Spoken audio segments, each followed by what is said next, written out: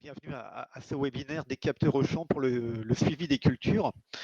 Donc c'est un webinaire qui est organisé dans le cadre du programme IoT CUMA, l'Internet des objets au service des agriculteurs en Normandie. Donc les CUMA normandes se connectent.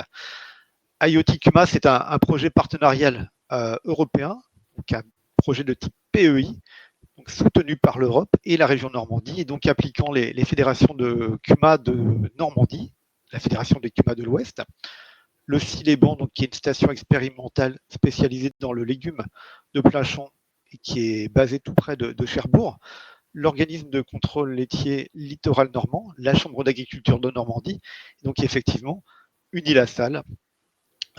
Et donc, dans le cadre de ce projet, nous avons déjà engagé depuis un peu plus d'un an maintenant des rencontres et surtout des essais de terrain avec différentes entreprises du secteur de l'IoT. Et donc aujourd'hui, nous allons accueillir Florence Pope de la startup Farm 21, donc pour une présentation de capteurs, donc à la parcelle de capteurs climatiques.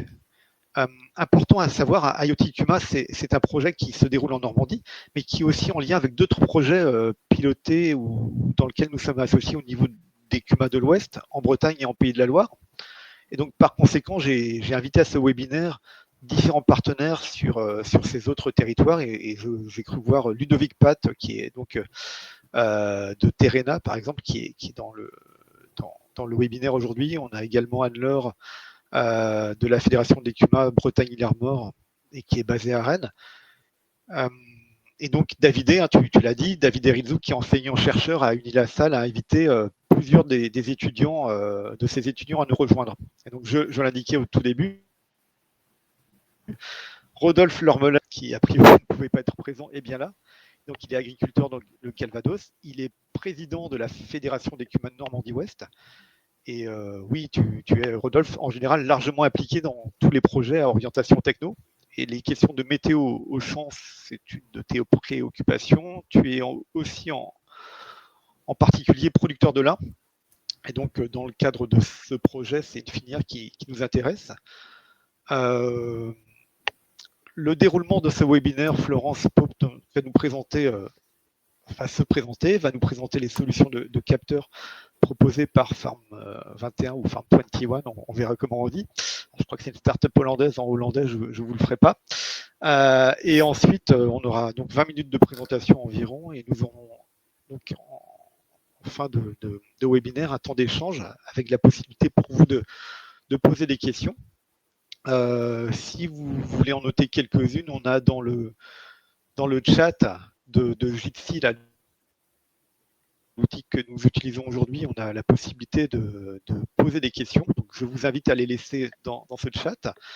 Et puis, vous pourrez prendre la parole de vive voix en vous présentant, bien entendu, grâce à l'ouverture de votre... Enfin, en ouvrant le micro et en levant la main également grâce à l'outil lever et baisser la main. Voilà. Donc, Florence, c'est à vous. Je vous laisse la parole. Je vous laisse aussi partager votre écran. Bien sûr. Voilà.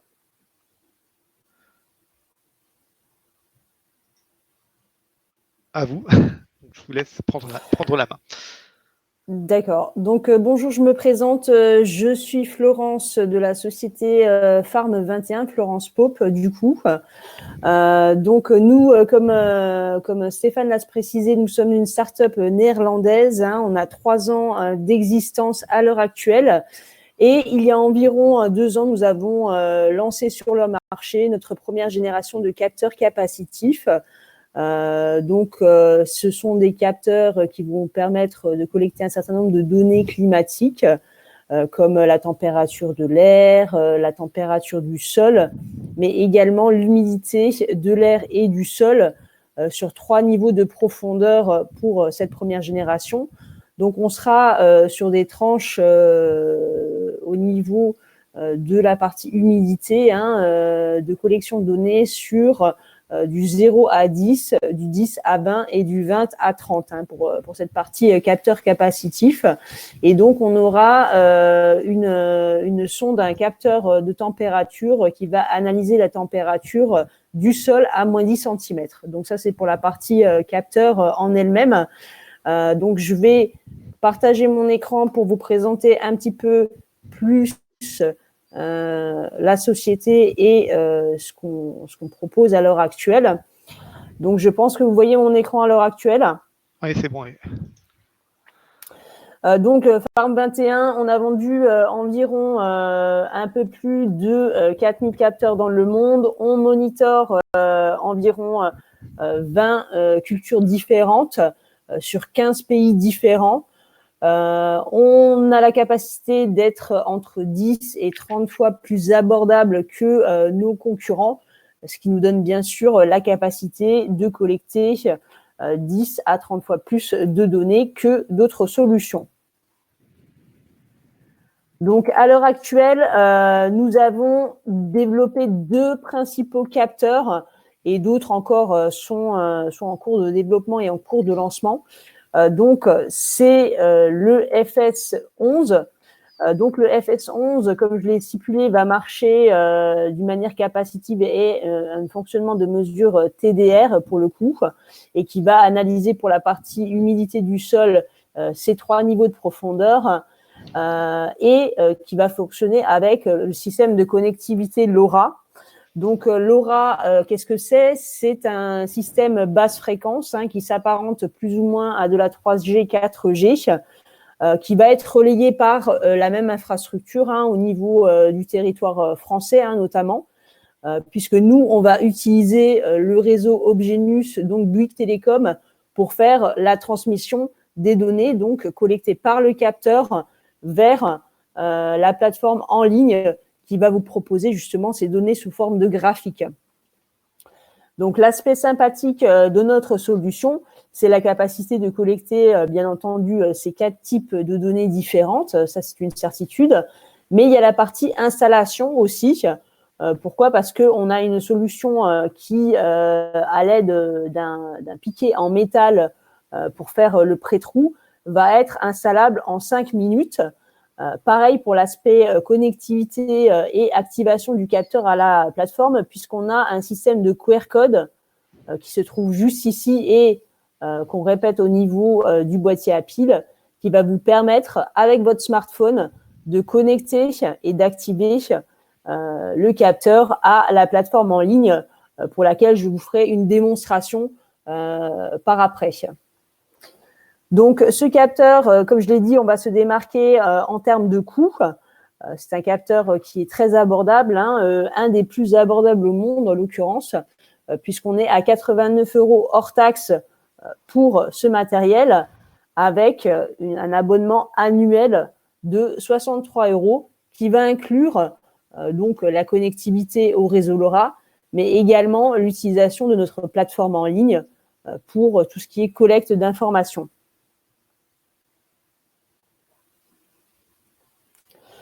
Un autre capteur qu'on est en cours de développement à l'heure actuelle, donc c'est le FS21.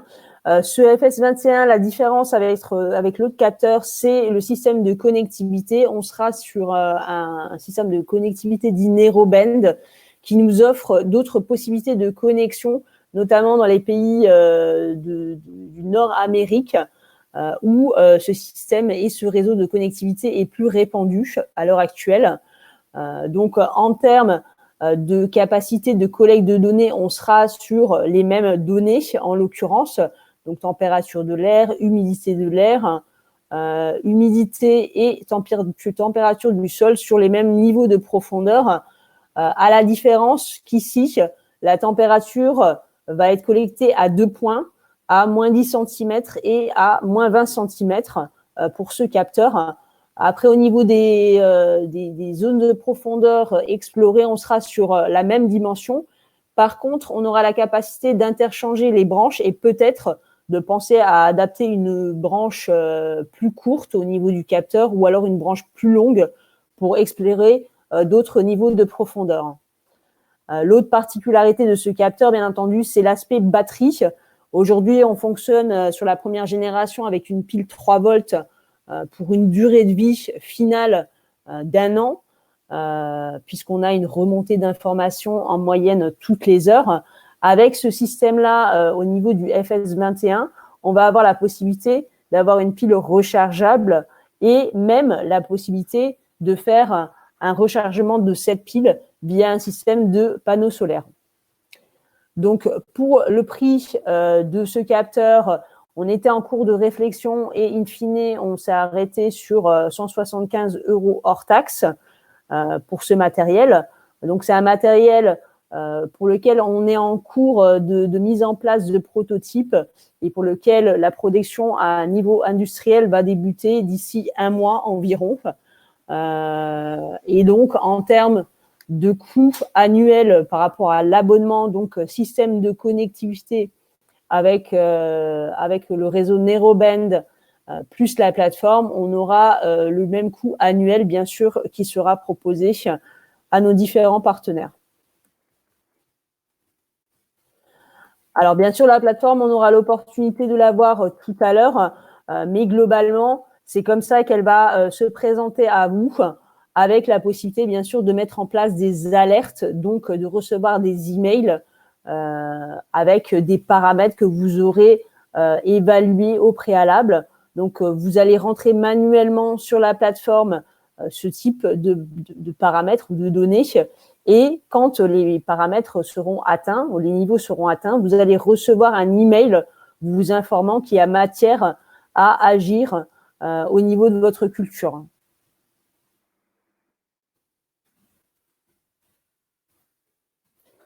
Donc, plusieurs champs d'application pour ce capteur qui va vous permettre d'améliorer un certain nombre de décisions agronomiques et d'opérations culturelles, j'ai envie de dire.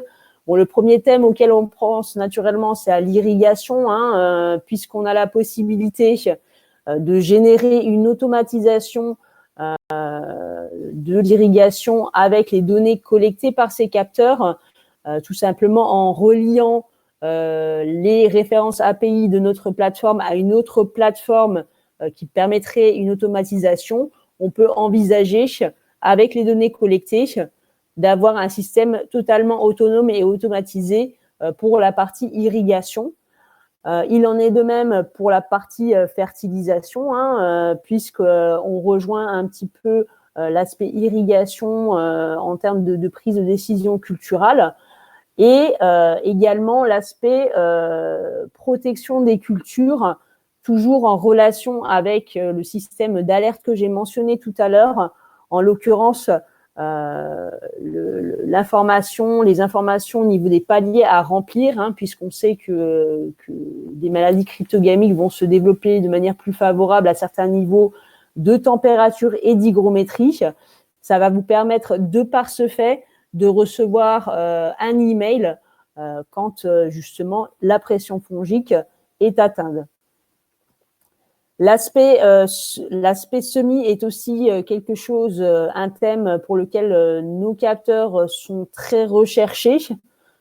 Pourquoi? Puisqu'il faut une température du sol optimum et un niveau d'hygrométrie, un niveau d'humidité du sol optimum pour avoir une levée homogène lors du semis et pour éviter également les attaques de ravageurs comme des volatiles qui viendraient peut-être détruire une partie des cultures dans le cas contraire.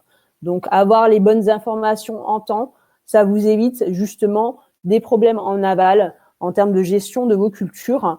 Et bien sûr, la possibilité d'anticiper la période de récolte. Pourquoi? Parce qu'on a des informations climatiques qui vont vous permettre d'envisager la maturité de votre produit et donc de pouvoir vous dire, de pouvoir déclencher justement la période de récolte et l'opération de la récolte. À l'heure actuelle, on travaille avec différents partenaires aux Pays-Bas, donc essentiellement des distributeurs dans le milieu agricole qui vont distribuer notre matériel et également prodiguer du conseil agronomique. Donc, on a différents partenaires comme Agrotech, comme Kosum, qui sont des grosses coopératives agricoles aux Pays-Bas, l'une pour la betterave sucrière et l'autre plus pour tout ce qui est oignons, allium que ça soit condimentaire ou ornemental, mais également d'autres partenaires commerçants pour l'aspect pommes de terre et fruits, puisqu'on a aussi certains utilisateurs dans la partie arboriculture fruitière qui vont également utiliser notre solution. Un certain nombre d'universités également qui nous suivent au niveau des Pays-Bas, donc Wageningen et l'université de Delft, tant pour l'aspect agronomique que pour l'aspect connectivité. On s'appuie grandement sur leur partenariat pour valider justement notre outil et pour en connaître la fiabilité à travers ces années. D'autres partenaires un peu plus atypiques, comme Connected Green, qui lui fait du monitoring d'arbres en espace urbain et qui va aider les collectivités territoriales à organiser leur planning d'arrosage, en l'occurrence, pour leurs essences, grâce à la collecte des données de nos capteurs qu'il a intégrés sur sa propre plateforme en ligne. Et des partenaires également, donc utilisateurs uniquement pour de la fleur coupée et pour du brocoli, qui, eux, utilisent jour après jour nos solutions dans le cadre de leur culture.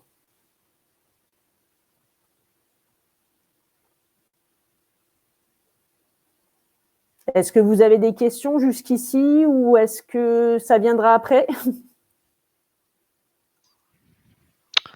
N'hésitez pas. Pas de questions pour le moment.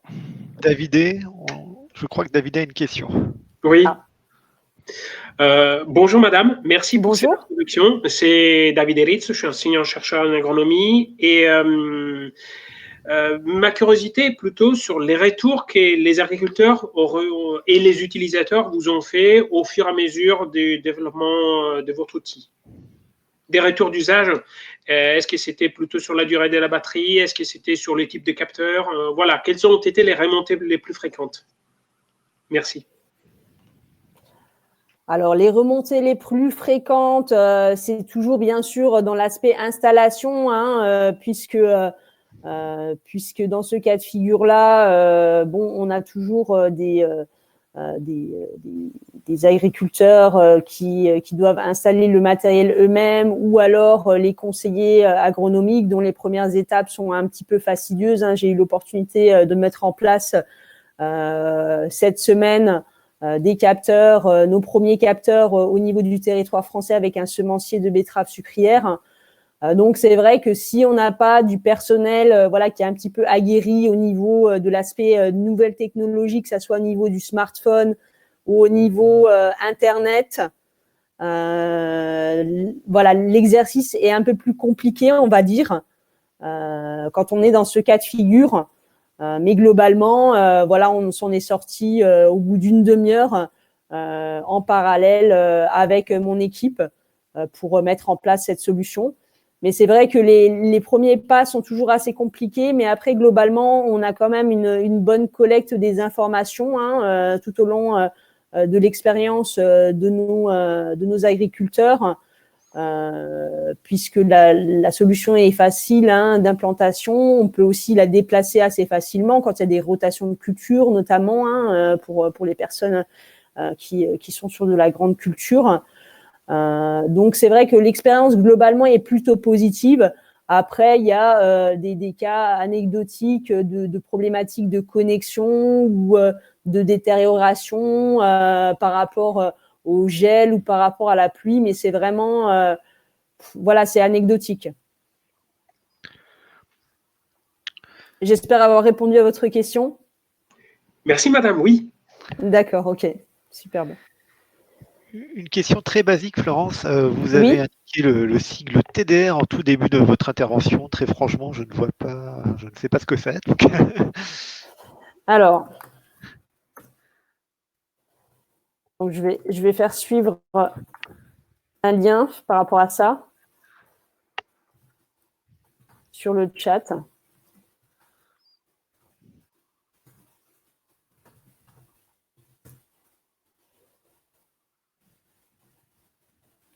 Donc, c'est une technologie, c'est l'aspect, en fait, mesure Moi, je suis pas quelqu'un qui suis foncièrement scientifique pour vous expliquer tous les tenants et les aboutissants, mais je vous invite à consulter cet article. Vous l'avez envoyé là à l'instant? Ah oui, pardon, je viens de vous bon. l'envoyer sur le chat. Ok. Pour envisager justement les différents points et méthodes de mesure au niveau de l'aspect scientifique des capteurs. D'accord. Donc, on n'est pas dans le mode de communication comme avec le LoRa, on est bien sur l'aspect mesure au champ. Exactement. Donc ça, c'est pas forcément la partie que je maîtrise le mieux et je me réfère souvent à ce type d'article ou ce type de lecture qui peuvent vous apporter des indications complémentaires par rapport à ceci. Ok, c'est la mesure de l'évapotranspiration. Voilà, exactement. Donc, c'est des choses un peu plus complexes pour les gens qui sont vraiment aguerris dans ce thème. Je les engage à lire cette partie un peu plus scientifique. Mais globalement, c'est des choses qu'on mentionne concernant la partie mesure et la partie spécificité du capteur en lui-même. Voilà. Alors, je vais aborder la plateforme. Comme ça, vous aurez l'opportunité maintenant de voir la plateforme qu'on propose. Et donc, je vais vous inviter à... Oui, c'est bon, vous les avez à nouveau partagés. Ouais. C'est bon. OK. Alors donc, là, on est sur le cas de figure d'un de nos partenaires néerlandais, donc notre distributeur agrotech, qui prodigue du conseil agronomique justement à ses utilisateurs en utilisant notre capteur capacitif. Donc, il a sur son compte plusieurs utilisateurs de son équipe, en l'occurrence, avec plusieurs cultures, plusieurs parcelles suivies. Donc, sur un même compte, vous avez la possibilité d'intégrer plusieurs groupes qui vont matérialiser finalement les différentes parcelles. Et donc, au sein de ces groupes, vous avez la capacité d'intégrer un ou plusieurs capteurs en fonction justement de ce que vous voulez mesurer au niveau de votre parcelle. Donc là, pour le coup, sur la page d'accueil, on va trouver un récapitulatif des mesures. Donc, on aura des maximums, minimums et moyennes pour chacune des mesures prises en charge. Donc là, on est sur l'humidité du sol, l'humidité de l'air, la température de l'air et la température du sol.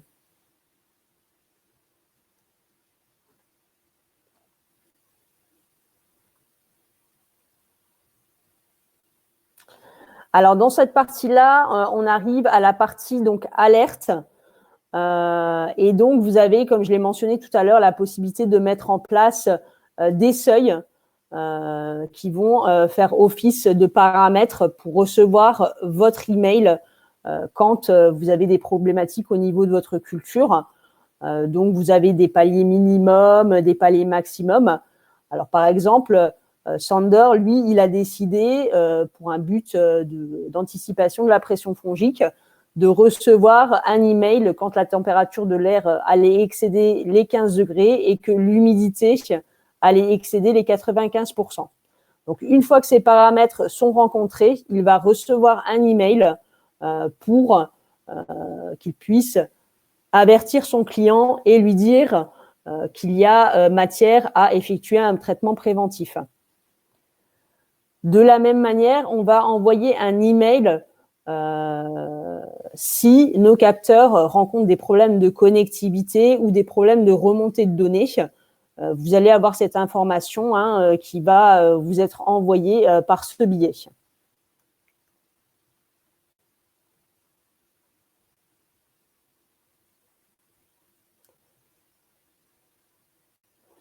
Alors là, on a la partie justement visualisation des données sur graphique. Donc, vous avez la possibilité d'isoler les données par capteur, comme je le fais actuellement, par niveau de profondeur pour la partie sol de cette manière, mais également d'avoir la moyenne de votre groupe qui va s'afficher à ce niveau. Et également par niveau de profondeur. Donc, vous êtes totalement libre de faire apparaître les données que vous souhaitez, mais également la capacité de les exporter sous format Excel ou alors d'avoir le visuel directement des graphiques à des fins de reporting, par exemple. Alors, bien sûr, on aura la même démarche qui va s'articuler pour la température du sol, la température de l'air, mais également l'humidité de l'air. Alors, tout à l'heure, j'avais mentionné que les capteurs allaient être activés et connectés à la plateforme via un système de QR code. Et là, en l'occurrence, quand vous allez faire cette démarche, notre plateforme va collecter des coordonnées GPS qui seront inhérentes au capteur et nous permettre d'avoir ce rendu visuel via Google Maps pour localiser les capteurs en champ.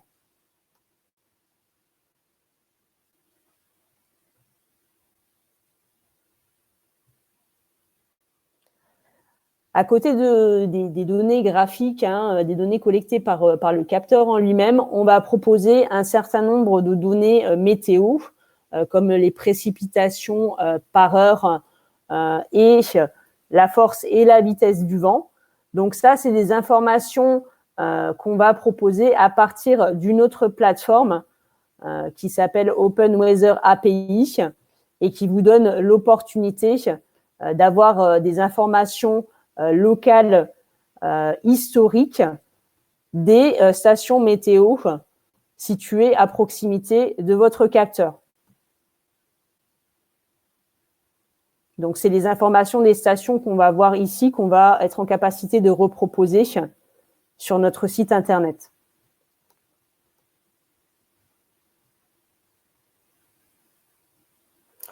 Après, vous avez un certain nombre d'autres informations, comme les maximums de température enregistrés sur les 2 derniers jours, par exemple, ou la somme des températures.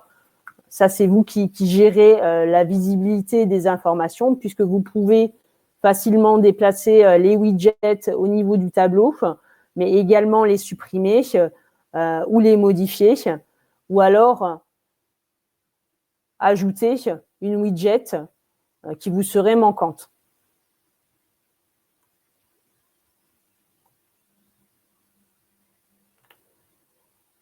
Alors, vous pouvez également jouer avec l'aspect périodicité de la visibilité des données. Vous pouvez remonter à l'année précédente, au mois dernier, à la semaine dernière, il y a 3 jours. Ça, c'est également votre choix en termes d'utilisation et le bénéfice que vous en avez de jouer avec la périodicité des données.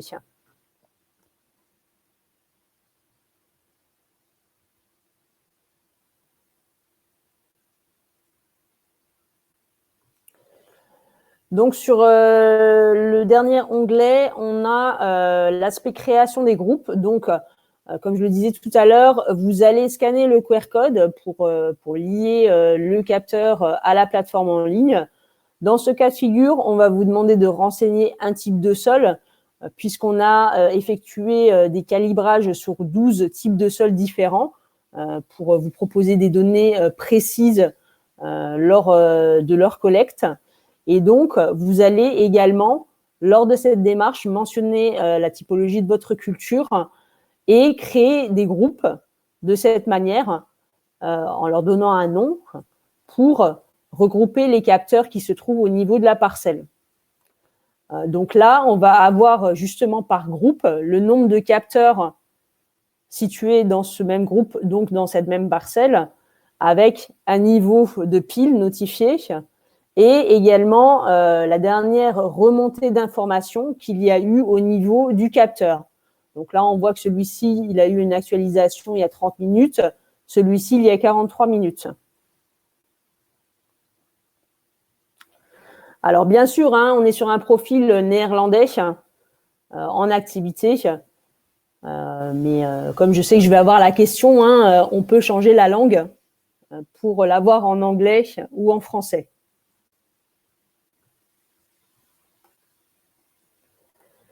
Donc voilà un petit peu comment s'articule cette plateforme, ce que vous pouvez avoir comme information hein, relative aux données collectées de vos capteurs, les applications agronomiques hein, que vous pouvez en faire, et donc ce qui vous est proposé hein, en souscrivant à notre service. Après, à savoir que nous sommes donc à l'heure actuelle en cours de développement au niveau de l'aspect commercial de nouvelles options. On est en train d'intégrer justement une base de données avec des règles clés en main qui seraient proposées aux agriculteurs avec certains thèmes rencontrés comme l'irrigation ou la partie phytosanitaire, où on aurait des règles déjà créées avec déjà des paramètres pré-remplis qu'on n'aurait plus à renseigner de manière manuelle pour donner à l'agriculteur la possibilité d'avoir un système plus ou moins clé en main sans passer par la phase justement traitement des données et analyse de celles-ci. Donc ça, c'est un de nos projets qu'on va développer au cours de l'année. Pourquoi ? Parce qu'on s'oriente vraiment dans cette vision hein, d'une agriculture numérisée 2.0 qui va générer des données relatives aux cultures, des données précises pour amener l'agriculteur vraiment dans une dimension de prise de décision de manière hyper localisée hein, avec l'aide de ces données finalement, d'avoir un certain nombre de matériels hein, qui vont s'inscrire dans cette dynamique, que ça soit sur l'aspect modeling agricole via des prises d'informations de drones ou par satellite. On peut imaginer dans le futur intégrer un certain nombre d'autres services hein, sur notre plateforme pour arriver justement à cette ferme 2.0 qui est notre objectif dans le futur pour pouvoir vraiment être à la pointe de ce qu'on peut apporter en termes de conseils agronomiques et pouvoir les reproposer à un coût abordable aux agriculteurs du monde entier. Parce que c'était ça la vision primaire de Farm 21, c'était d'avoir la possibilité de démocratiser finalement cette gestion 2.0 en fait de nos cultures vers des pays peut-être en voie de développement ou vers des agriculteurs qui seraient plutôt des agriculteurs démunis ou en cours de développement. Donc ça, c'est notre but, c'est notre vision de l'agriculture et on voudrait l'orienter dans ce sens-là avec bien sûr nos outils, mais aussi avec les partenariats qu'on pourrait développer dans le futur.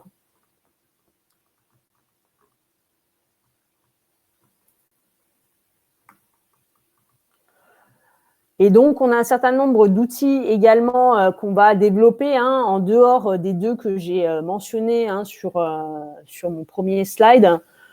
Donc, nous allons avoir encore un autre prototype hein, du BSP 10 et le DS 10. Donc là, la différence, en l'occurrence, ça va être le niveau de profondeur hein, pour la partie humidité et air du sol. Donc, on va être sur 1 mètre. On restera sur un système LoRa comme le premier capteur, le FS11. Et donc, on aura la possibilité d'explorer de manière plus profonde certains horizons. Ou alors, on va s'orienter vers un capteur dit résistif qui, là, en plus de la température et de l'humidité du sol, pris à jusqu'à 60 cm de profondeur, on aura la possibilité d'analyser l'aspect électroconductivité, donc d'avoir des informations complémentaires par rapport à l'efficience de la fertilisation, par exemple, avec un système similaire en termes de connectivité au FS21, donc des outils qui pourraient in fine se coupler. Donc c'est pour ça que j'avais parlé de l'interchangeabilité de cette partie branche sur le FS21 pour un prix bien sûr qui serait similaire, puisqu'on serait sur 175 € pour ces deux solutions et 150 pour le BS-P10. Donc à l'heure actuelle, beaucoup de champs d'application pour ces différents outils. J'en ai déjà cité tout à l'heure avec nos partenaires de la betterave sucrière, avec l'oignon condimentaire, la pomme de terre ou la fleur coupée. Mais dans le futur, on pourrait aussi envisager de sortir de notre zone de culture déjà envisagée avec pourquoi pas se tourner vers la viticulture, pourquoi pas amplifier notre présence sur l'arboriculture, même si notre solution est déjà utilisée dans ce thème d'irrigation. On pourrait envisager à plus forte raison de se tourner vraiment sur des structures dures sous serre et envisager différents types de cultures qu'on n'a pas à l'heure actuelle au niveau de notre portfolio pour pouvoir être encore plus pertinent dans le futur par rapport à nos futurs partenaires.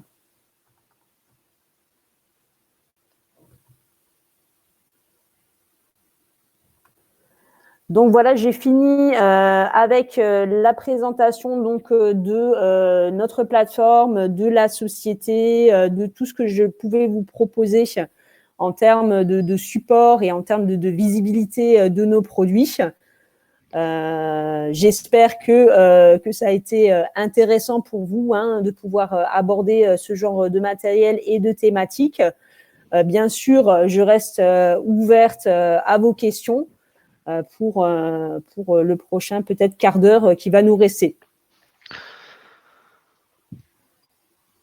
Ok, donc merci Florence en tout cas, oui, vous avez bien compris, n'hésitez pas, si vous avez des questions, c'est le moment. Davidé ? J'en ai toujours des questions, surtout quand la présentation est intéressante et ça permet d'aller plus loin. En attendant que du coup, même les étudiants puissent poser les questions qui leur viennent à l'esprit. Une fois de plus, merci madame. J'ai deux questions. Une relève l'historique des données. Est-ce qu'on peut le récupérer? Quelle profondeur et quelle utilisation peut-on en faire? J'ai vu qu'on peut exporter des CSV, des tableurs. Est-ce que du coup, c'est la seule option que vous envisagez? L'autre côté, ça relève la plateforme. J'ai cru comprendre que vous pensez plutôt à brancher d'autres services sur la plateforme. Or, il existe aussi d'autres plateformes, notamment des constructeurs d'équipements. Est-ce qu'il y a de l'interopérabilité qui est envisagée, en particulier en France? Il y a multiples plateformes qui se développent. Du coup, historique des données, jusqu'où on peut remonter? Est-ce que le CSV, c'est la seule option pour récupérer les données? Deux, plateformes, est-ce qu'il y a des ponts qui vont vers des plateformes existantes? Voilà, merci. Alors, pour répondre à vos questions, merci pour vos questions. D'une part, c'est toujours satisfaisant d'avoir des questions en retour. Donc, pour le coup, il est possible naturellement de faire remonter ces données sur d'autres serveurs ou sur d'autres plateformes, puisque nos références API sont dites ouvertes. Et donc, on a la possibilité de les intégrer très facilement sur d'autres plateformes à partir du moment où cette plateforme va le permettre. Ce qui n'est pas forcément le cas de toutes les plateformes qu'on peut trouver pour d'autres AOD ou pour d'autres stations météo. Donc là, à l'heure actuelle, je suis en cours de partenariat et de contact avec pas mal d'organismes comme Arvalis pour voir s'il y a la possibilité naturellement de pouvoir faire remonter nos données sur leur plateforme, parce qu'un certain nombre d'agriculteurs utilisent Irelis, notamment, entre autres. Donc, l'intérêt, ça serait justement de développer des partenariats avec d'autres enseignes pour faire une remontée de données vers ce type de plateforme, pour avoir une source à consulter pour les agriculteurs et pas multiplier les outils de manière irraisonnée, d'avoir vraiment une collecte d'informations sur une source pour des soucis, bien sûr, d'efficience dans la gestion du travail. Donc, comme je l'ai stipulé, les données Excel, effectivement, mais j'ai dit avec l'API qu'on pouvait connecter sur d'autres serveurs, donc pourquoi pas faire la sauvegarde des données sur un autre serveur, toujours par le même principe, en couplant les références API de notre serveur, du coup, vers un autre serveur. Donc, il y a plusieurs possibilités à envisager finalement en termes de collection de données, si toutefois, bien sûr, les systèmes ne sont pas verrouillés en interne. Très clair, merci. Merci. Une autre question? D'autres questions? Rodolphe Moi, j'en ai Lormelet. une en tout cas. Ouais. Très bien, merci. Rodolphe, je te laisse. Merci pour la présentation. Si je traduis un peu ce que vous venez de répondre, j'avais un peu les mêmes questions sur qui est propriétaire de la donnée. Je suis un peu un agriculteur testeur dans ma zone et Stéphane me connaît déjà depuis quelques temps et j'ai une CUMA qui teste beaucoup de nouvelles technologies. Ce que l'on rencontre, et moi le premier, ce qui me sature aussi un peu maintenant, c'est la multitude d'applications. Et sur mon smartphone, je vais avoir une dizaine d'applications agricoles parce que j'en teste plusieurs, mais qui ne sont pas compatibles les uns les autres. Donc la difficulté, par exemple, si je fais une intervention dans un champ ou autre, il faut que je multiplie les saisies de données. Donc à la fin, résultat, on ne saisit plus rien et les applications, au bout de 3 mois, on ne s'en sert plus. Donc moi, il y a longtemps que je prône un isobus de la donnée pour que tout le monde soit compatible et pour le bien de tout le monde. À partir du moment que c'est des données, entre guillemets, open source. Quand je dis open source, c'est que c'est l'agriculteur qui devient propriétaire de sa donnée. Ce qui n'est pas le cas. Vous, j'ai compris que l'agriculteur était indirectement propriétaire. Il accède, il télécharge et tout ça, ce qui n'est pas le cas de tout le monde. Donc, voilà. Après, avec Stéphane, je sais qu'on avait travaillé, nous, sur... j'ai essayé de mettre en place un réseau de stations. Il y a un micro qui doit parasiter quelque part. Un réseau de stations météo sur ma CUMA et je me rends compte que les agriculteurs, à partir du moment qu'ils n'ont pas d'irrigation sur leur exploitation, on a énormément de mal à les convertir à la nouvelle technologie. Des agriculteurs qui ont d'irrigation, ils savent qu'ils ont, avec les contraintes environnementales, ils ont besoin de piloter leur irrigation. Parce que l'irrigation coûte aussi de plus en plus cher, la ressource en eau devient une denrée rare, donc il faut piloter au plus juste. Mais à part ce réseau d'agriculteurs-là, je me rends compte, j'ai essayé sur le lin, pourtant c'est comme des cultures à forte valeur ajoutée, et ben on n'accroche pas. On n'accroche pas. Voilà, c'est un peu le contexte. Alors je ne sais pas si dans les autres régions de France c'est comme ça. J'ai essayé de développer un réseau Syncrop, ça n'a pas marché. J'ai essayé de développer un réseau Weather Mesure, qui est plus sur de la station météo virtuelle avec des points géolocalisés, avec un tarif, je vais être franc, quand même très intéressant pour les agriculteurs. Même ça n'a pas pris. Et je sais qu'on échange régulièrement avec Stéphane là-dessus. Et voilà. Les agriculteurs ne sont pas encore prêts au 2.0. Alors oui, effectivement, j'ai aussi eu ce retour lors de ma prospection, clairement, de certaines coopératives du Nord-Est, où il y a réellement un problème d'intérêt de l'agriculteur. Peut-être comme vous l'avez stipulé, à cause de la multiplication justement des applications à contrôler et du manque de temps, clairement, parce que c'est ça le nerf de la guerre, c'est manque de temps, manque de moyens, et finalement, on va à l'essentiel et on se concentre sur ce qu'on peut faire de manière humaine et à notre petit niveau.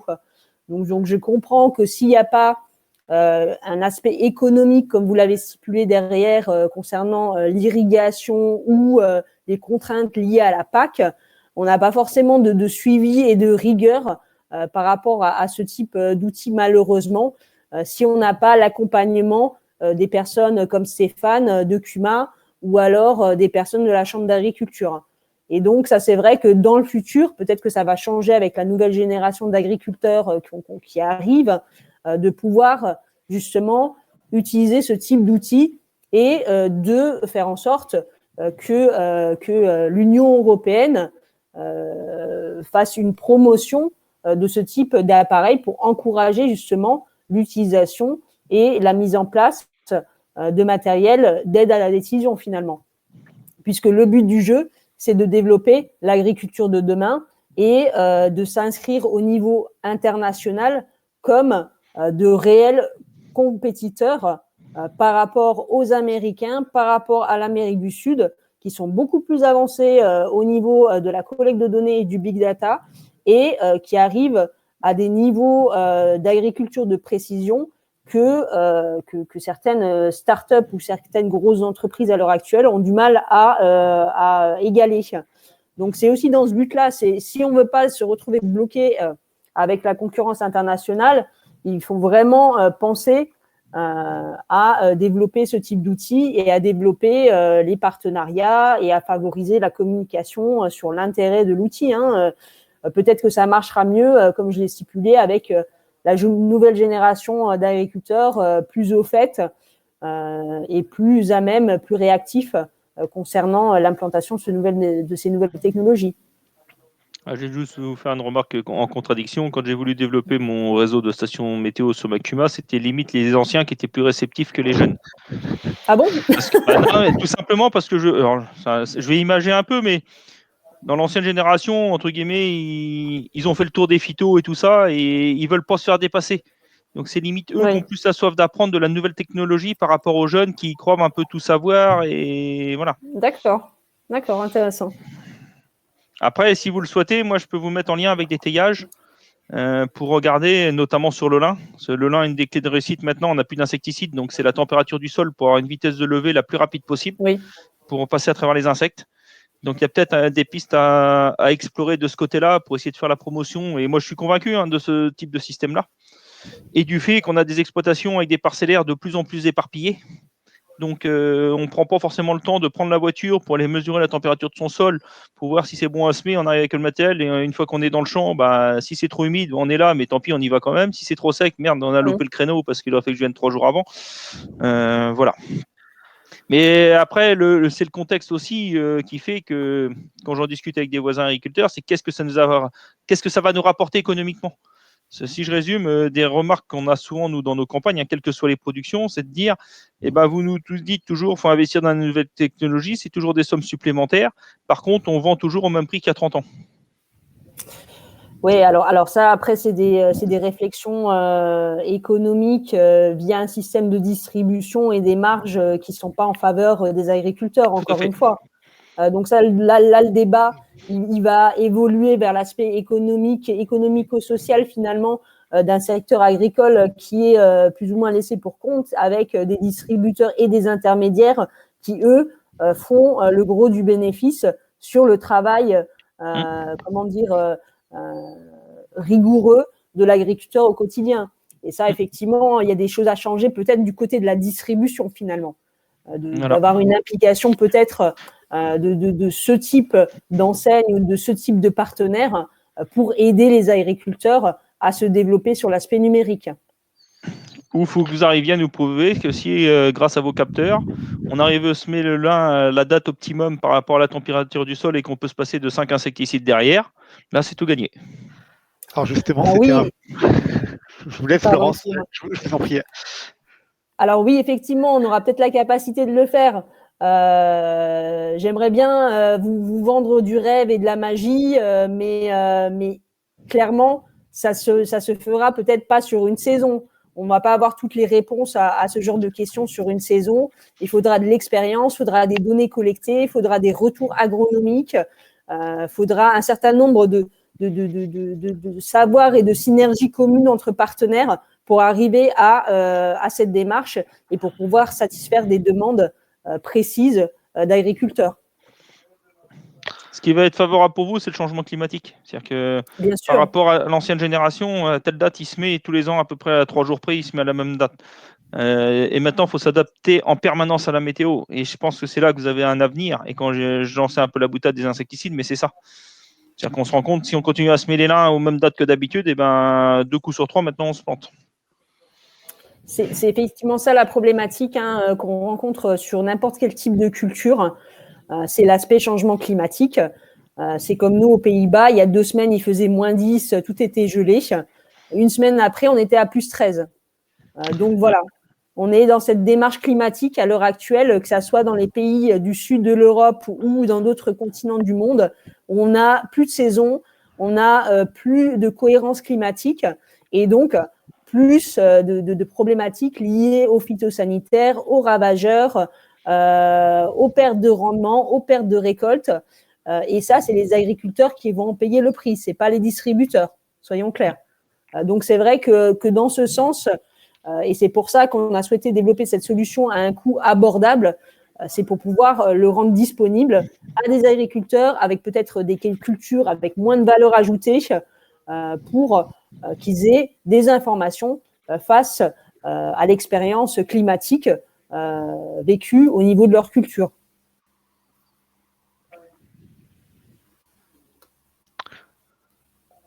Oui, ce que je voulais ajouter tout simplement tout à l'heure, c'est qu'effectivement, Rodolphe, on entend bien, tu exprimes des besoins et en particulier ceux liés à la filière lin.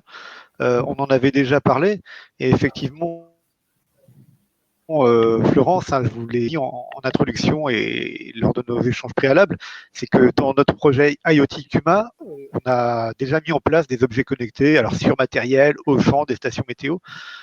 Et on pourrait, je pense, imaginer, alors on en reparlera un peu plus tard certainement, mais on pourrait très bien imaginer dès les prochains mois, prochaines semaines, d'implanter des capteurs au niveau de la Kuma de Rodolphe ou ailleurs, mais ça c'est quelque chose, j'imagine, qui pourrait aussi, Rodolphe, tu attends des preuves, du retour sur investissement, très, très concrètement, qui pourrait être là pour appuyer cette démarche. Alors, j'attends des retours sur investissement, pas immédiatement. Non, bien sûr, mais en tant qu'agriculteur testeur de beaucoup de jeux, moi j'aime bien participer à la création de la base de données parce que demain on est aussi les meilleurs ambassadeurs pour faire la promotion du système. C'est-à-dire que quand on a participé à l'élaboration, on est capable d'en parler, entre guillemets, de faire un peu le réseau commercial aussi, de le vendre. Et moi, mon rôle, et surtout maintenant en tant que président de fédération, c'est de dire à des Kuma, ça vous pouvez y aller en confiance, ça fonctionne. Ça a un coût, laissez-le chez le voisin, mettez l'argent ailleurs. Parce que moi, en tant que responsable de structure, là, je prends la casquette responsable, on est là aussi pour aider les Kuma au quotidien à optimiser le portefeuille de leur exploitation. Donc, on n'est pas là pour vendre du boîtier, quel qu'il soit. C'est pas une critique. Voilà. Parce qu'il y a un effet agriculture 2.0 sur le marché depuis 3, 4 ans, 5 ans. Et il y a une multitude de capteurs. Il y a les capteurs piégeage à insectes, il y a les stations météo, j'en passe et des meilleurs. Donc après, nous, notre rôle, et c'est aussi le rôle de Stéphane, c'est de faire un peu du tri là-dedans, voir ce qui fonctionne, ce qui est encore vraiment au stade expérimental, qui va peut-être fonctionner dans quelques années parce que voilà. Essayer de mettre en lien les gens les uns aux autres. C'est pour ça que je vous proposais, si vous voulez rencontrer des taillages sur la Normandie, je peux essayer de vous organiser des rencontres. Voilà.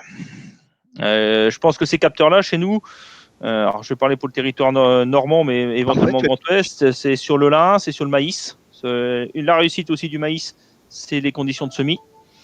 Et après, je pense qu'en légumes, je suis moins spécialiste sur les légumes, mais je pense qu'il y a des légumes qui sont aussi exigeants par rapport à la température du sol et l'humidité. Et qui dit souvent légumes, dit pilotage de l'irrigation. Donc voilà. On a Franck Vial du CIL Les Banques qui est là. Je t'invite à réagir si besoin, Franck. N'hésite pas. Oui, du coup, je rejoins complètement Rodolphe. Effectivement, sur le légume, on a quand même des gammes de température qui sont importantes pour certains semis. Comme ça, je pense aussi à des aspects, par exemple, carottes. On va avoir des besoins par rapport à des suivis de maladies, vous en avez cité d'autres. Par rapport à des suivis d'irrigation, on a deux zones de culture qui sont irriguées à peu près sur toutes les cultures qui s'y pratiquent. On a au contraire, comme vous aussi, des zones de culture où personne n'irrigue. Et ça sera plus difficile peut-être d'intégrer les capteurs. Mais oui, on a des vrais besoins. Alors, c'est vrai qu'à l'heure actuelle, au niveau de ma prospection, au niveau de la prise de température sur le territoire français, bien sûr, nous, on est plus spécialisés sur les grandes cultures légumières, type pommes de terre, betteraves sucrières. C'est nos principaux partenaires au niveau des Pays-Bas. L'oignon condimentaire aussi, une culture quand même assez développée au niveau de notre pays. Donc, c'est vrai qu'on a un peu plus de recul par rapport à l'utilisation sur ce genre de partenaires. Mais bien sûr, on cherche à étendre nos champs de compétences, comme je l'ai stipulé au niveau de la présentation. C'est-à-dire qu'on croit que notre matériel a une pertinence en viticulture également. Peut-être pas cette première génération, mais les autres matériels qu'on est en cours de développement à l'heure actuelle pourront valoriser certains aspects comme la viticulture, où on a justement ces données à collecter sur place, comme le disait Rodolphe, où on doit aller sur le terrain et donc multiplier les interventions uniquement pour collecter des données. Donc là, avec notre système, on aura la capacité justement de s'affranchir de cette contrainte et de pouvoir justement avoir les données disponibles sur son téléphone. Donc un intérêt pour tout type de culture finalement. Ok. J'ai vu que Davidé, et puis on aura aussi une question de Julie ensuite. Davidé, Julie d'abord. Oui, Julie. Ok, merci Davidé. Donc Julie Devez, je suis en charge des projets de R&D liés à tout ce qui est nouvelles technologies pour Synovia et plus largement Synergie. Moi j'avais une question plus d'ordre technique. Vous disiez que vos capteurs avaient une durée de vie de 1 an. C'est la pile qui dure 1 an. Est-ce qu'elle est changeable ou est-ce qu'il faut changer complètement le capteur au bout d'1 an? Alors en fait, j'évoquais la pile qui a une durée de vie d'1 an puisqu'on a une collection, on a une remontée d'informations environ toutes les heures. Donc la durée de vie, elle sera d'1 an. Le matériel, lui, est garanti 1 an à l'achat. Après, en termes de durée de vie, on est une entreprise jeune, pour l'instant, on n'a pas de grosses problématiques de qualité et on a du matériel qui a déjà 2 ans de vie sur le terrain, pratiquement. On espère bien sûr encore d'autres années à venir. Nous, à la base, au niveau de notre business model, on avait tablé sur un minimum de vie du client et donc de la solution de 3 ans. Donc, normalement, on devrait aller jusqu'à ces 3 ans, voire même les dépasser. D'accord. Et deuxième question, toujours liée à cette durée de vie. Vous dites que les capteurs prennent l'humidité de l'air et du sol. Au niveau du capteur d'humidité de l'air, enfin, nous, pour avoir déployé des stations météo, on a été confrontés à des soucis de qualité de capteurs d'humidité, puisque c'est comme des petites éponges, et une fois que l'éponge a été gorgée d'eau des centaines de fois, au bout d'un moment, elle répond plus comme initialement, donc on se retrouve avec des capteurs qui sont tout le temps à 80% d'humidité. Donc des mesures fausses. Est-ce que vous avez une solution, une bonne solution pour vos capteurs? Alors, on a des capteurs qui sont comment dire, produits dans un seul moule. On n'a pas forcément, je vais vous montrer, de problème d'impact des éléments au niveau du capteur et au niveau des sondes présentes sur le capteur, puisqu'elles sont intégrées dans la partie dure du capteur, donc pas forcément atteignables par les éléments. On n'a pas forcément d'interstice, puisque toute cette partie-là est vraiment moulée en un seul tenant au niveau du capteur. Et pour la partie pile… Comment vous faites pour mesurer l'humidité de l'air s'il n'y a pas d'exposition des capteurs à l'extérieur? Alors si, il y aura une partie membrane qui va laisser respirer quand même. Le matériel le permet puisqu'on a différentes couches. Là, vous le voyez peut-être pas à l'écran, mais on a une couche un peu plus translucide justement qui va permettre d'avoir une transpiration et une connexion avec l'extérieur sans avoir une connexion à l'intérieur du capteur. D'accord, donc en fait, ce que je vous disais, c'est que le capteur lui-même qui permet de mesurer l'humidité, il va s'user. Et ce capteur-là, en général, au bout de 8-10 mois, eh bien, il vous annonce tout le temps une humidité forte. parce que il y a pas de, si vous voulez, cette petite éponge fait que elle sature et que le capteur s'use. Donc Alors, en nous, on n'a général, pas de les retour dans ce concurrents, sens-là, les concurrents qui ont des stations météo, donc ils ont des capteurs d'humidité qui sont relativement chers pour avoir une qualité suffisante. Et ces capteurs-là, on les change tous les 2 ans pour avoir une mesure vraiment bonne. Mais on change que le capteur d'humidité. D'accord. Alors c'est vrai que nous, on n'a pas de retour par rapport à ça, hein. Là, je ne saurais quoi vous répondre, si ce n'est ce que je vous ai montré en termes d'étanchéité et de capacité de respiration du produit. On n'a pas de dérive, hein, des capteurs. J'en ai parlé déjà plusieurs fois avec mes responsables pour avoir un retour sur cet aspect. Ils m'ont confirmé qu'il n'y avait pas de problématique, qu'au contraire, c'était ce qui faisait la différence avec notre produit. D'accord. Voilà. Ok, merci. Donc, pour compléter la question de Julie, vous avez des systèmes de calibration avec un comparatif ou comment ça se passe? Parce que c'est vrai que souvent sur les stations météo, on a plusieurs capteurs. C'est bien ça, Julie, qui Sur les stations, qui capte. sur les stations météo, on a un capteur d'humidité qui est dans l'abri météo. Après, pour l'avoir expérimenté aussi dans d'autres capteurs qui sont pas dans des stations météo, mais qui sont placés dans des élevages, dans des bâtiments, avec c'est des capteurs qui sont relativement étanches, mais il y a forcément besoin pour mesurer l'humidité de laisser passer un petit peu d'air dans le boîtier. Et en fait, on s'aperçoit qu'au fur et à mesure du temps, la sonde d'humidité est saturée, donc la courbe finalement d'humidité monte et puis elle redescend plus, même en plein été. D'accord. Donc après, comme je le stipulais, nous on n'a pas ce retour-là de la part de nos partenaires pour le moment. Donc là, je vais pas savoir vous répondre de manière pertinente. Moi, j'ai pas de retour sur cet aspect justement, comme vous le disiez, de phénomène d'éponge au niveau du capteur d'humidité. Voilà, pas forcément d'expérience dans ce sens. D'accord, ok.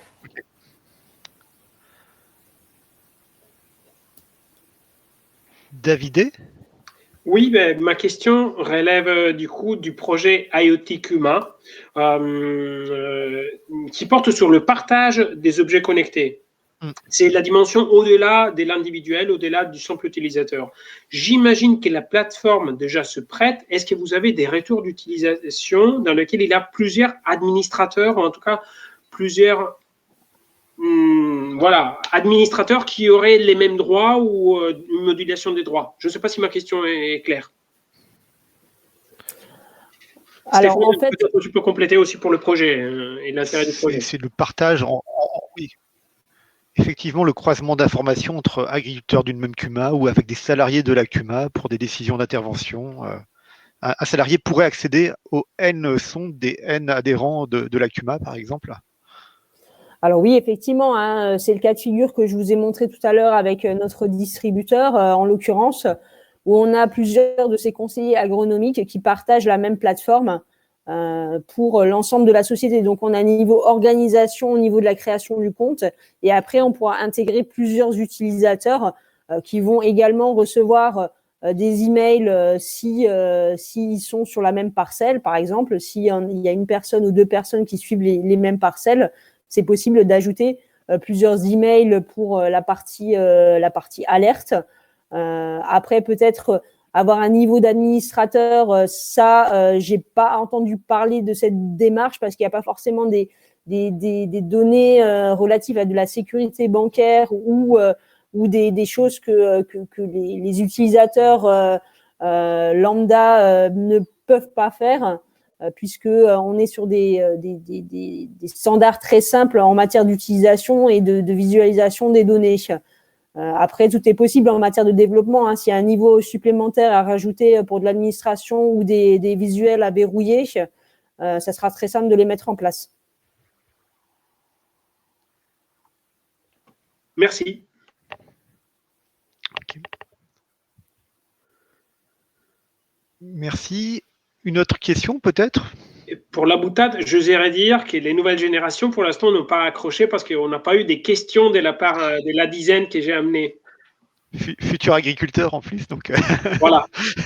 Non, mais quand je dis que ça passionne que les anciens. c'est toi qui les connais, David. Hein. Voilà, ils sont là, mais apparemment tout est clair. Ben, on écoutait attentivement. Non, c'était très intéressant. Il y en a au moins un qui fait pour la sieste après manger déjà. Je vous charrie. Hein. Je vous charrie. Non, mais c'était très intéressant de voir ces solutions-là. Et non, bah moi j'ai pas de questions particulières. Ouais, de mon point de vue, pareil, il n'y a pas forcément de question particulière, juste à suivre dans le temps, voir comment ça se développe et surtout ce réseau qui, pour moi, est très intéressant comme vous l'avez développé, donc à voir au long terme comment ça se passe.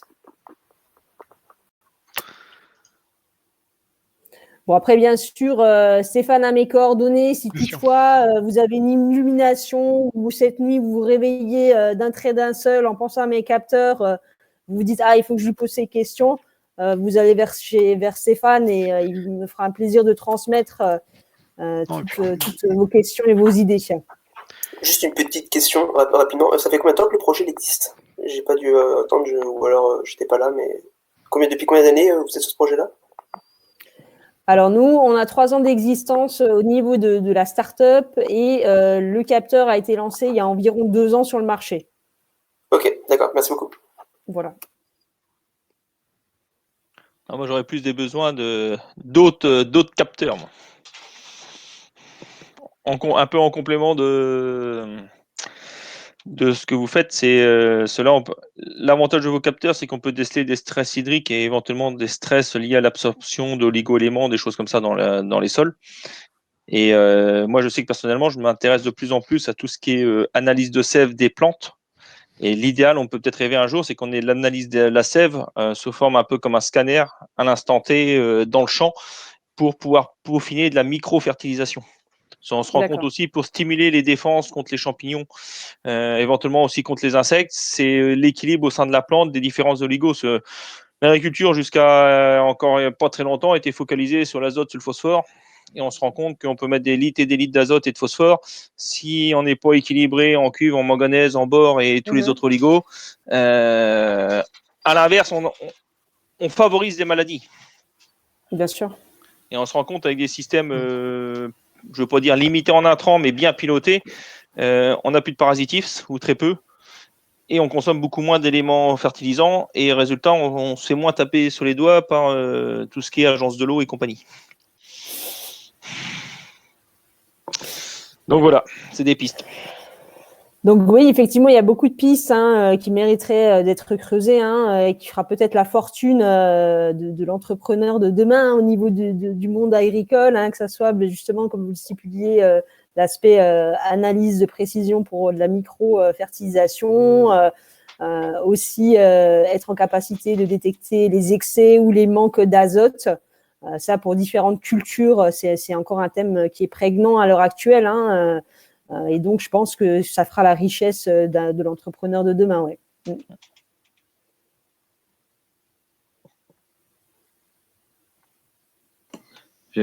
Bonjour, Victor Candlo. Donc, Rodolphe, tu ouvres des perspectives. Oui, pardon. Pardon, excusez-moi. J'avais une question par rapport au seuil de déclenchement et de la station. Vous vous basez sur quoi par rapport aux températures ou à l'hygrométrie? J'ai peut-être pas entendu ou écouté à ce moment-là, mais vous vous basez sur de la littérature ou sur du retour Alors donc, à l'heure actuelle… Pardon. Vas-y. À l'heure actuelle, ces paramètres, c'est à rentrer manuellement. Donc, c'est votre expérience de terrain, c'est le conseil des agronomes qui vont vous donner des pistes d'action en termes de paramètres à rentrer au niveau du système. Nous, on est en cours de développement justement d'un agronome digital, comme je l'ai mentionné avec nos partenaires, avec un système d'alerte clé en main, où là, on aurait des informations déjà pré-remplies sur des paramètres de température, d'hygrométrie, qui donneraient des mises en place d'alertes clés en main pour l'agriculteur. Pour l'instant, on n'est pas encore à ce stade de développement. Ça va arriver dans les années à venir, ou peut-être avec l'aide de nos partenaires, puisqu'on a des partenaires qui se dessinent au niveau des startups françaises pour du modeling à proprement dit sur le thème des phytosanitaires, par exemple, pour inclure à notre plateforme ou à leur plateforme soit nos données ou soit leur système de modélisation, ou d'avoir les deux à proposer à notre future clientèle. Donc ça, c'est vrai que c'est des thèmes qu'on envisage grandement, hein, et si on a cet investissement et cette levée de fonds dans les mois prochains, on sera en capacité d'employer plus de personnel, donc d'envisager des pistes de développement qui iraient dans le sens justement du modeling. Après, la question, est-ce qu'il faut que vous développiez vos propres modèles ou est-ce qu'il faut se rapprocher d'applications déjà comme l'on connaît sur le terrain? Moi, je sais que j'utilise Compagnon, c'est plus sur un système réseau social, mais il y a d'autres trucs qui Patland, des choses comme ça où on a déjà. Alors là, c'est par rapport aux données météo. L'idéal de sa station où on pilote suivant telle variété de blé, suivant les conditions météo, suivant le programme Fongi qui est mis à jour à mesure qu'on fait des interventions. On se passe d'un Fongi, on fait qu'une demi-dose, voilà. Il y a déjà une multitude de ce grosso modo, si je résume, chaque firme phyto est en train de développer ses propres applications là-dessus, sur tout ce qui est modélisation maladie, insectes, voilà. C'est un OAD par firme, en fait, ce que tu nous dis. Ouais, non, mais c'est ce qu'on a, c'est ce qu'on a. C'est ça. Et on a aussi des OAD, effectivement, on peut citer Mileos, par exemple, les OAD d'Arvalis, il y en a pas mal. Et effectivement, vous l'avez dit, on peut connecter aussi, c'est celle d'irrigation que vous avez citée, je crois, mais en tout cas, voilà. Il y a plusieurs OAD qui existent déjà. Et comme je vois que dans vos partenaires, vous avez Syngenta, Syngenta a son propre OAD sur tout ce qui est phyto. Alors oui, effectivement, après, on est plus dans des phases de test pour des cultures de pommes de terre, hein, sur le Benelux avec eux. Donc, on s'inscrit plutôt dans cette démarche-là. C'est vrai que chacune des grosses farms phytopharmaceutiques à l'heure actuelle a son propre système de modélisation, a ses propres équipes, ses propres applications à proposer. C'est vrai que c'est compliqué, hein, de regrouper tous les savoirs de ces différents partenaires, hein, si toutefois ils veulent le faire, hein, parce que c'est aussi ça, hein, on a la ressource disponible, mais pour des questions d'intérêt commun et d'enjeux économiques, on n'a pas forcément l'intérêt de regrouper ce type de données et de savoir déjà acquis. Donc ça, c'est vrai que ça serait l'enjeu, et c'est ce qui irait plus vite pour notre société en l'occurrence, c'est d'avoir déjà des partenaires avec des systèmes de modeling existants, avec plus d'expérience que nous sur la question, pour pouvoir proposer ce service plus rapidement au niveau de notre plateforme et de pouvoir s'intégrer dans une démarche de commensalisme. Donc, c'est le but du jeu finalement. Pourquoi avoir une multitude de startups et des systèmes qui ne sont pas interconnectables, alors qu'on pourrait très bien envisager d'avoir comme une coopérative digitale finalement, avec justement le regroupement de tous ces savoirs et de toutes ces compétences finalement qui sont disponibles. Donc ça, c'est peut-être une idée à creuser pour le futur, c'est de s'engager dans une coopérative digitale agricole. Alors, pour répondre à ça, à ma connaissance, je connais qu'une structure qui l'a fait, c'est Class, via, je crois que c'est 365 FarmUp ou voilà. Farnet, ouais. Et juste pour information, c'est chez Syngenta, suite au salon Auchan qui a eu lieu en Bretagne il y a 2 ans, maintenant je fais partie du réseau Pleine Écoute. En fait, c'est un réseau d'agriculteurs fédérés via Syngenta, où on reçoit régulièrement des enquêtes si on veut tester des choses, voilà. Par exemple, là, j'ai une station météo en test pour ce réseau-là. C'est Claude Richebourg qui s'occupe de ça. Et ça peut être aussi un moyen de faire avancer des fois des choses. En fait, eux, leur philosophie, c'est de développer des choses que les agriculteurs ont besoin. Malheureusement, on en avait déjà eu des échanges là-dessus avec Stéphane, c'est qu'on voit une multitude de choses qui sortent et qui peuvent être très bien, mais qui sont décalées dans le temps. C'est-à-dire qu'elles vont être très bien pour un besoin dans 5 ans ou dans 10 ans parce que les agriculteurs ne sont pas encore prêts.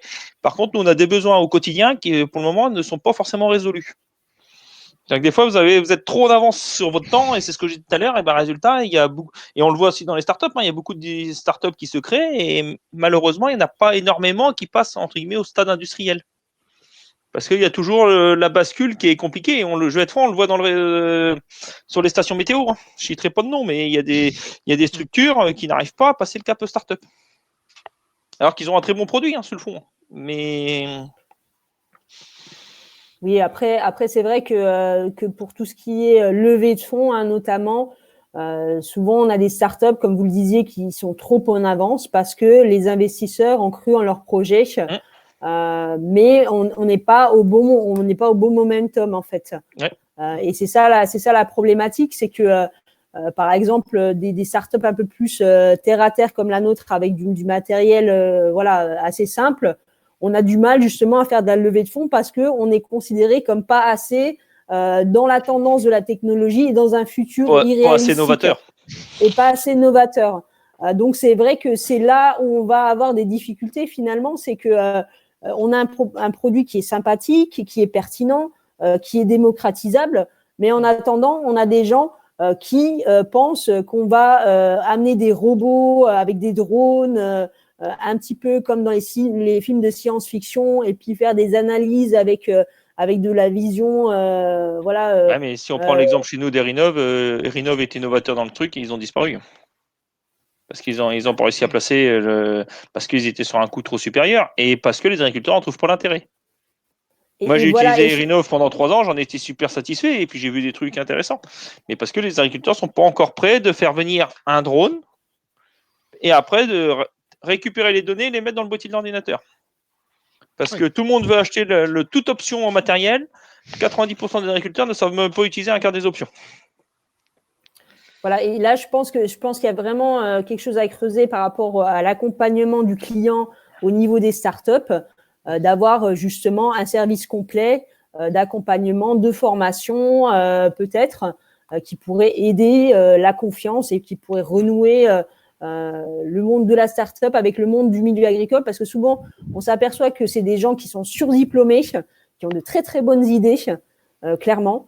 Mais après, au niveau réalité terrain, on a ce manque d'application finalement de ce savoir qui est très très très bien, qui est très pertinent, mais la réalité de terrain ne colle pas justement comme vous le stipuliez avec la proposition.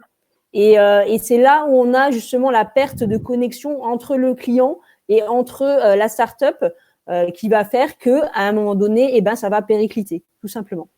Vous la gérez comment, cette proximité? Parce que je peux comprendre que vous-même, vous faites de l'accompagnement.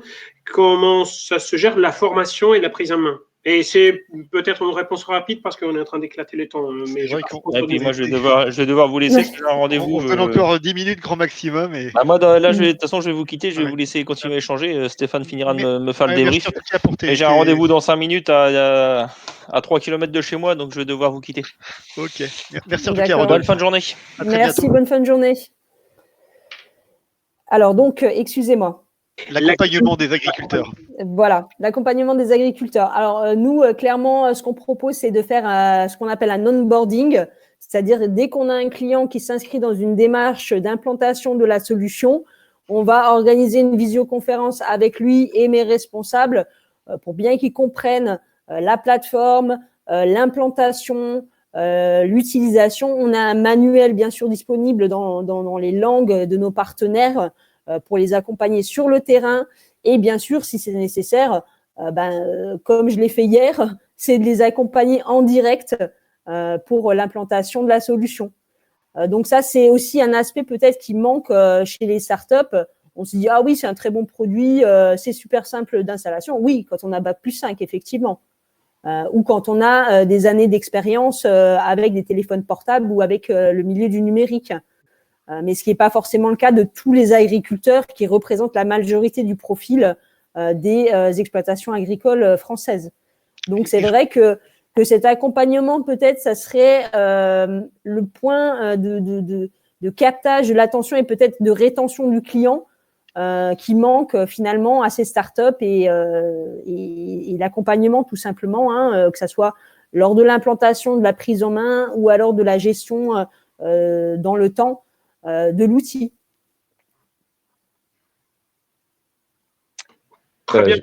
J'ai une question quand même, Samuel, Union d'Ecuma 44. En fait, je me pose une question. Aujourd'hui, vous êtes combien de personnes au sein de votre société? Et mettons, j'achète un capteur. Qui est susceptible de me répondre si je suis en panne? Et comment on est pris en charge dans le cas de la mise en route? Et surtout, si ça ne fonctionne pas? D'accord. Alors, nous, on a ce qu'on appelle des chatbots sur notre plateforme, sur votre compte, par exemple, quand vous créez votre compte. Vous avez la possibilité d'envoyer des messages à notre équipe qui vous répondent dans l'heure, en général, s'il y a une problématique de connexion ou s'il y a une problématique technique avec les capteurs. Ils vont vous répondre, bien sûr, dans la langue dans laquelle vous avez posé la question en direct. Ou alors, il y a un support téléphonique avec bien sûr votre commercial, en l'occurrence moi, pour la partie France. Et c'est comme ça qu'on opère à l'heure actuelle. Pourquoi? Parce qu'on est une petite équipe encore. Moi, je suis arrivée il y a maintenant 3 mois pour développer le marché français. Donc, on est vraiment encore dans une phase de développement. On est 5 personnes à l'heure actuelle. On est 2 personnes sur la partie commerciale. On a notre dirigeant, on a le responsable technique et notre ingénieur informatique. Donc, on est vraiment une petite équipe et on va se développer avec cette levée de fonds. Donc, on va embaucher 2 personnes supplémentaires pour la partie optimisation du site internet, pour la partie optimisation de la plateforme, qui vont permettre justement d'autres futurs développements dans l'avenir. Mais c'est vrai qu'on fait ça de manière très familiale encore à l'heure actuelle et ça passe par une grande implication personnelle. Ça, je ne le cache pas. Très bien, merci.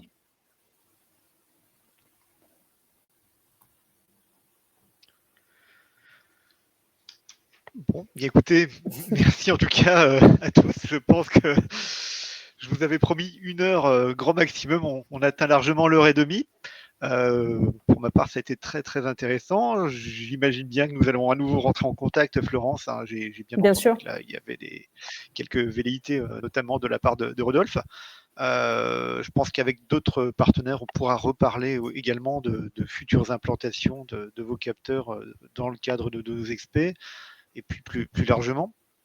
Vous avez tous mes coordonnées, je l'espère, donc n'hésitez pas.